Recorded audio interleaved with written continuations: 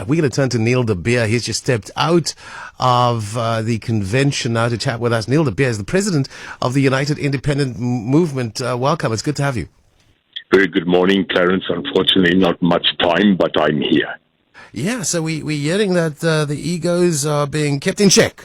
Is there forward movement? Clarence, obviously, we've agreed on radio silence on the matters of the current process, but I can just reflect on yesterday. And afterwards, we did make a statement to say absolutely huge forward movement, huge matters of sacrifice and of agreement, give and take. But I can tell you, if this is the way yesterday went, I'm looking at a bright future of tomorrow. I believe you handing out portfolios. What would yours be, Neil? None of that whatsoever. None of that? We cannot do that. There can be none of that. Are we not going to get a sense of what a potential cabinet could look like? I think what we need to understand is that we need to get to an election. And after that, I think we can then see who has a seat and who doesn't have a seat.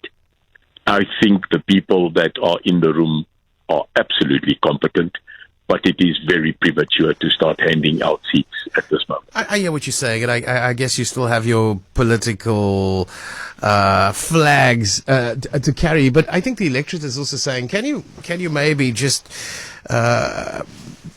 consolidate all of that into a brand new brand that represents all of you, and therefore you won't have the contestation about who voted for who post-elections. Can we know what we're going into before the elections? That's not going to be possible, is it? No, I think it could be possible because that's why we are at a convention.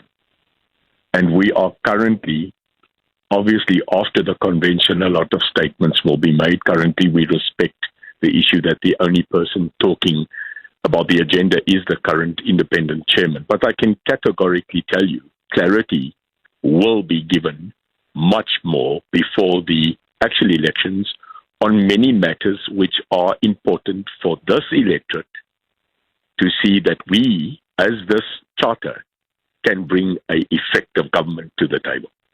And you're saying part of the things that could come from this convention is all of these political parties committed to it, to in unison contest the election. Oh, absolutely. We have our own right. We have our own independence. But we have one common goal. And Clarence, that goal is to bring a better country, a better idea back to the people. But after this conference, even as far as tonight, where the chairman will sum up and the leaders will give their opinion, I think we need to get there.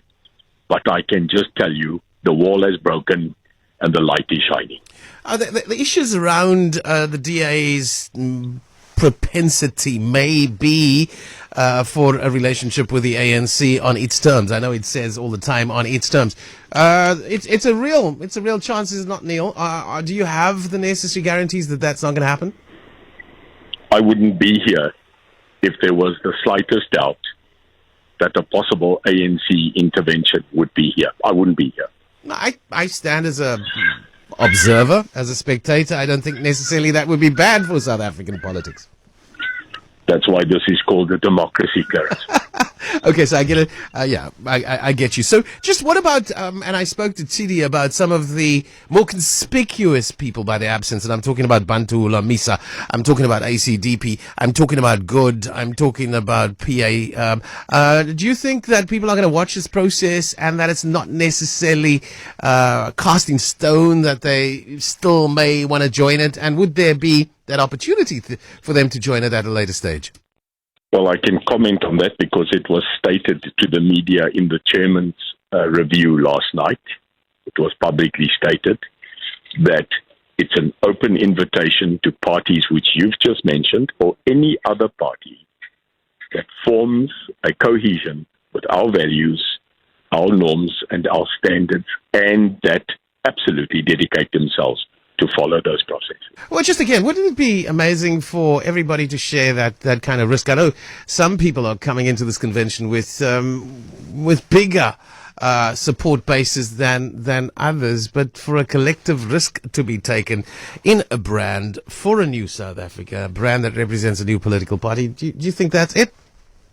Clarence, to change a country, from what we've had in the dismal 30 years, the total possible failed state, everybody in this country must take a risk. So everything is on the table at this moment in time. There's no things that we can't go to, no holy cows there that we can't discuss. I always say a holy cow remains a cow. So at the end of the day, we do not mind addressing elephants in the room. We do not care what sacrifices should be given. This charter has got phenomenal leadership, great enthusiasm. And I think after today, when we have that national press conference where the chairman and the leaders will then be able to speak freely and answer, I'm telling you, it is going to be a great good news from everybody. Yesterday was a good news ending in any case. So let's hold our breath. And let's get there. I think what was interesting from Chidi Madia, and especially that's our Eyewitness News political editor, she was saying that there's talk about consolidation on the left of centre as well. So Pan-Africanist Congress, maybe a ZAPO, maybe UDM. I think that's necessary as well. What do you think? I think, Clarence, everybody is very much welcome to partake into this movement to get change. We cannot leave anybody behind, but I think we are clear. There are absolutely principles of no-go. We have clearly stated it. But for the rest, we want to govern and we want to bring good governance back, and those are the people we need on board. Somebody writes out and about, good morning, Clarence. We are a country with a diverse population. Political parties must have the maturity to compromise. Malcolm McGregor. As I said, there are political parties that go into this conversation with a pretty substantial support base. There are political parties that are sitting there talking with you, Neil, and everybody else present with no base. And you are all equals. Yes, because I think many big people started as small people. You know what I said yesterday. It's not the size of the dog in the fight. It's the size of the fight in the dog, Clarence. And I'll stick to that. And we'll watch things with eager anticipation. Thank you, Neil de Beer, the president of the United Independent Movement, also sitting in and talking about our Moonshot Pact.